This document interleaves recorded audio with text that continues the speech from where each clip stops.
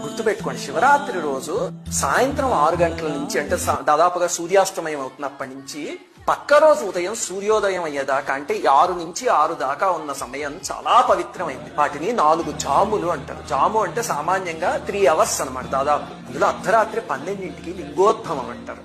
ఆ సమయం పరమ పవిత్రమైనది. అందుకని మీకు కుదిరితే లింగోద్భవం దాకా లేచుండి ఆ సమయానికి అభిషేకం చేయడానికి ప్రయత్నించండి. కొంచెం అభిషేకం చేసిన 5 నిమిషాలు చేసినా సరే అపారమైన ఫలితం. అలాగే ఎన్నిసార్లు చేయాలండి అభిషేకము అంటే సామాన్యంగా ఏకాదశ రుద్రులు అంటారు పరమేశ్వరుడు యొక్క 11 స్వరూపాలు.